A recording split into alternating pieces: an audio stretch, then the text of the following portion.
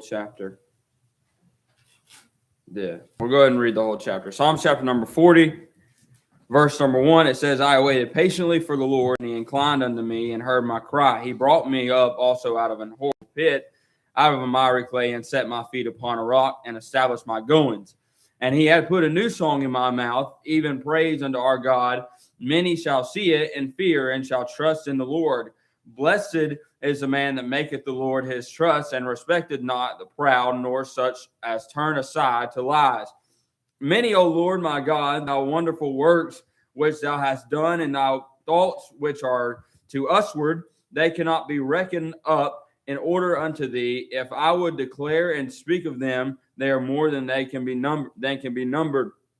Sacrifice and offering thou didst not desire. Mine ears hast thou opened. Burnt offering and sin offering hast thou not required. Then said I, Lo, I come. In the volume of the book it is written of me. I delight to do thy will, O my God. Yea, thy law is within my heart. I have preached righteousness in the great congregation. Lo, I have not refrained my lips. O Lord, thou knowest.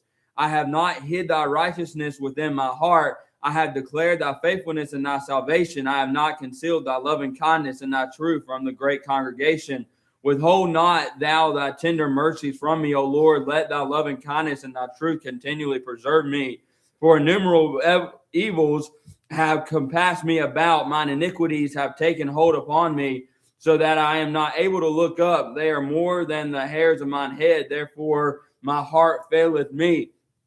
Be pleased, O Lord, to deliver me. O Lord, make haste to help me. Let them be ashamed and confound together that seek after my soul to destroy it. Let them be driven backward and put to shame that wish me evil. Let them be desolate for a reward of their shame, and that say unto me, Aha, aha. Let all those that seek thee rejoice and be glad in thee. Let such as love thy salvation, and they say continually, the Lord be magnified. But I am poor and needy, yet the Lord thinketh upon me. Thou art my help and my deliverer. Make no tarrying. Oh my God, excuse me. Thought I was about to sneeze. So looking at these scriptures here, just a couple of things that we notice in the first couple of verses, going through maybe verse number 1 through 6. But then throughout the entire chapter, we see a couple of things that where the psalmist here, the Psalm of David, he is saying all these things that he has done and all the things that the Lord has placed in his heart, all the things that the Lord has placed upon him, the loving kindness, the mercies, all these things that the Lord is saying that is in his heart, or the Lord has placed in his heart that wasn't there already. So dealing with these scriptures, I want to give you a thought about a foreign exchange. A foreign exchange being something, you know, the word foreign, it means something not normal, not a part of you, not around your area. When you have a foreign exchange student, that's somebody from a different country coming to this country, doing school, living with you, or whatever the case may be. A foreign exchange is somebody in a different culture, a different area, a different way of life, coming into a new way of life, move into a different place to start a new life, or learn the life and learn the culture of the place that they are in. So that foreign exchange student is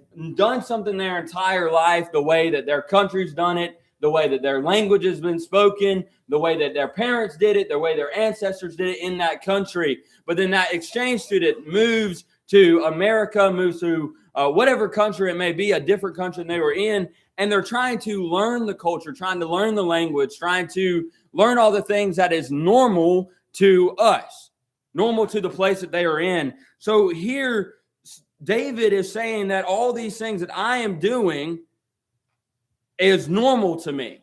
All these things that I am doing is normal to me, but God is here trying to include some things into my life, put some things into my heart that is foreign to me, that is foreign to my flesh. God has placed some foreign things in our hearts that our flesh does not agree with. Our flesh knows our culture, knows what we do on a normal basis, knows what we have done on a normal basis, knows what makes us tick, knows what makes us go, and what seems normal to our flesh. And then God, after you get saved, God is trying to include some things, trying to get you to learn some new things, and it is foreign to us, and sometimes it will cause us to fear.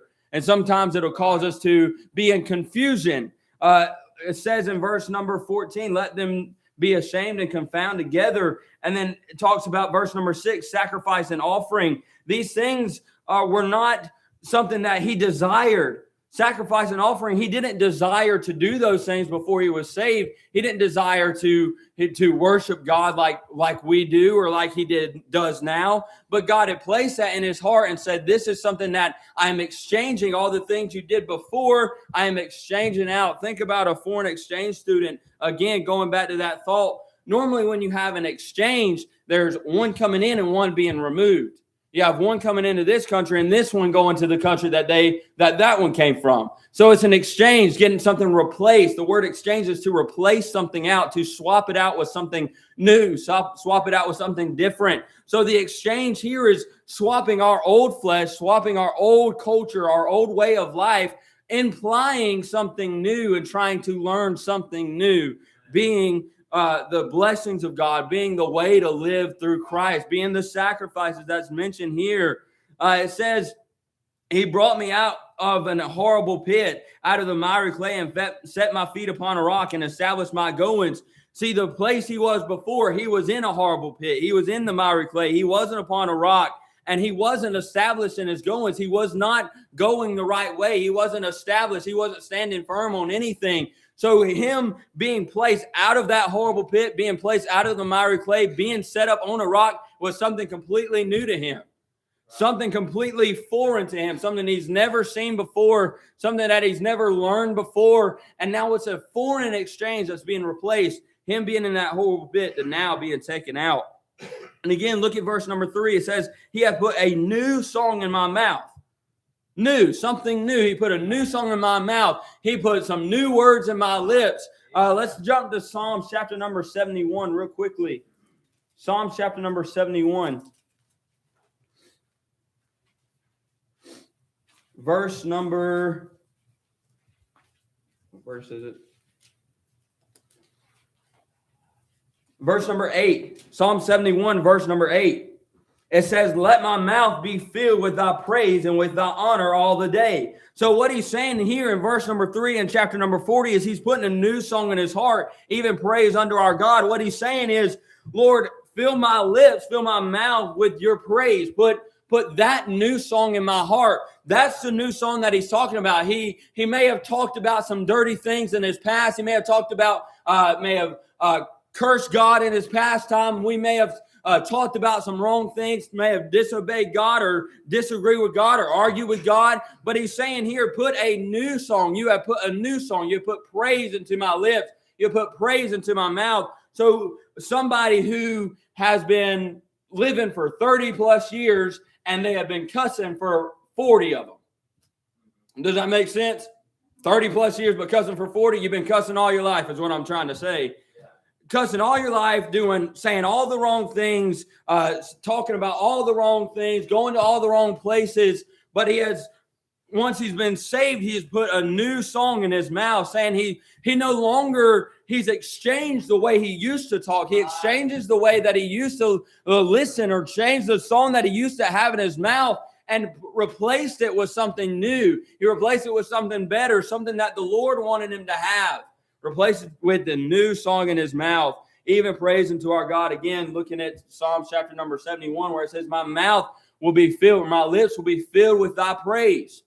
He's saying, especially in that verse number 7, in chapter 71, he's saying, don't let there be room for anything else. He's saying, let it be filled with thy praise. Don't let there be room for anything else. Don't let there be room for me to say I don't trust God. Don't let there be room to say I don't love God. Don't let there be room to say I don't want to go to church. Don't let there be room, because I want it to be completely filled with your praise. Amen. Completely filled with a new song.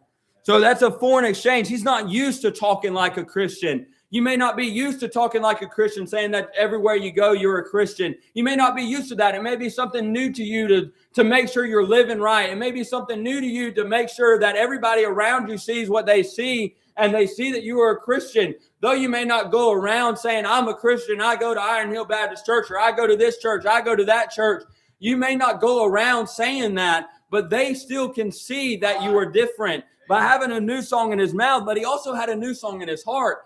He didn't just have it on his lips. He didn't just have it. If you have something in your lips, having your mouth full of something, it's reaching in the back of your throat. Eventually you're going to swallow it and it's go down to your core. It's everywhere.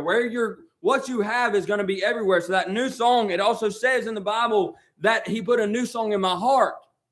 So that new song is something that people can see, not just because you speak it. Right. So it's a new song. Again, it's foreign to you because you've never done it before. Right. The psalmist, before he got saved, he may have never once in his life said, I love God. He may have never once said that. Man, never mentioned the name of God before. You, who before you got saved, never even thought about it. But now that you're saved, you talk about it. You go to church and talk about it. You go to friends and talk about it because it's a new song. It's something new. You know, something fresh to you. Think about how when you get a new car, you get a new house, you get a new pair of shoes, you get a new outfit. What is your first thing to do? Is you go post it on Facebook, go around to your friends and say, look what I got new. Look what I got new. You show up to church with the brand new outfit and say, look what I got new. Everybody probably got a new outfit for Easter, and they all put it on for Easter and say, look at my new Easter outfit. Look at my new clothes. Look at my new shoes. They see something new and they want to tell about it. So this foreign exchange, this song, we need to do the same thing. He had put a new song in my mouth, so why not talk about it? It's something new, so talk about it. So even praise unto our God, and many shall see it. Many shall see. Again, going back to seeing and not hearing, it says he had put a new song in my mouth. But he never said hear. Yeah. They shall hear it. Because if it's in your mouth, normally if something's in your mouth and you're speaking something, people are going to hear it. Right. No, what he's saying is you may be speaking the things of God, but I want them to see me. I don't want them to hear your words. I want them to see God through your words. I want them to see me through. I want them to see God through the things that you are saying. It says, and shall see it and fear and shall trust in the Lord. They shall see the things that you're saying, not hear the things that you're saying. Many times as us preachers get behind the pulpit, we're not trying to stand behind here and put all this 3-point outline and put all these 4,000 words into one sermon just so you hear every single word that we have. No, we try to get up here and preach the word so you may see what we are preaching, that you may see the Lord through our preaching. You may see the Lord through our teaching. That's why it's so important to preach the word, to teach the word instead of preaching your words. Preach his word, not your words. So that way they may see God through you. He hath put a new song in my mouth. We didn't put the song in our mouth. He did it. So that they can see him and fear and trust in the Lord. That's what it's all about, is that they may trust the Lord. That's what everything's about. If we had no other purpose, God would have taken us home whenever we were saved. But no, he says to be a witness. He says to make them fear me, make them trust in me. Yeah. That's what we're supposed to do. So when you have that new song, replace it. It's supposed to replace something new. You ought not to have that new song that God has placed in you that have after you've been saved and you still got that old song in your heart. Yeah. You got to exchange it. You can't have two things that are completely opposite. Like a magnet that has two of the ends that are the exact same, it's going to push away. It's going to push away. You have to have one going out and then one going in. And that way it runs smoothly. And it runs smoothly because you have to have a balance. You have to have that exchange. So a new song. And then look at verse number 5. Many, O Lord my God, are thy wonderful works thou hast done, and thy thoughts which are to usward, they cannot be reckoned up in order to thee. If I would declare and speak of them, they are more than can be numbered. And then verse number 7, then said I, lo, I come in the volume of the book that is written in me. I delight to do thy will, O my God. Yea, thy law is within my heart. So looking at verse number 5 and verse number 8, it's talking about the thoughts of God that he has in his mind. And then verse number 8, again, talking about doing thy will, doing the Lord's will. His thoughts are no longer what David wanted to do. He no longer wanted to do the things that David wanted to do. He wanted to do the things that God wanted him to do. He wanted to think the things that God wanted him to think. He wanted a new way of life. He wanted a new way to think. He wanted to exchange something that he had never known about, but something that he was comfortable with, his normal way of life, his normal way of thinking, he was comfortable with it. But he said, I want to exchange it for something foreign and something new, something that's better. So again, he's saying that I want to think what you think. I want to do as you want me to do. I want to do your will. And eventually you will get to the point where it says, again, in verse number 8, I delight to do thy will. Though something is new to you and you haven't done it for a long time, it seems uncomfortable for a while. You have to take some time to get used to it. For instance, a pair of shoes that you get brand new. It's going to hurt for a little bit, but you got to break those shoes in. You gotta wear them a good bit. You got to make sure they form to your foot. Otherwise, they're not going to get comfortable around your foot. They're not going to form to your foot. They're going to stay unbroken in, and it's going to be uncomfortable. But no, we have to wear the shoes so they get formed around our foot to break in. And it's the same thing with doing the will of God and doing the things of God. Yeah, it's going to be uncomfortable for a little bit because you're not used to it.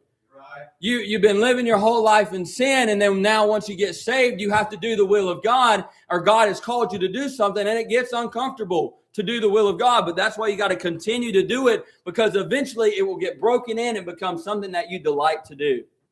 It'll become something that is form-fitting to you. The will of God will comfort you. The will of God will help line you up with some things, because it will form around you, but it will not form to you, if that makes sense. Yeah. It will not change to you, but it will form to you to where you find it comfortable, to where you find it normal to do. So he's saying, I delight to do thy will. Though a couple years back, it was very uncomfortable to me to preach the word because I'm nervous to stand in front of people, or to go out and witness because I just can't talk to people. I'm just not outspoken. But the more you do it, the more you find that it becomes comfortable, and it becomes like a second nature just to talk about God. He delights to do the will. It's something that used to be foreign to him, that seemed uncomfortable in it. But now, the more he did it, the more he followed after the will of God, it's now something he delights to do. And you have to do it, because once you're out of the will of God and not doing the will of God after you've been saved, that's when it becomes a whole lot more uncomfortable as well, because you're not doing right. You're not doing what you're supposed to do. Again, going back, you have God's will and you have your will, your flesh, what the devil wants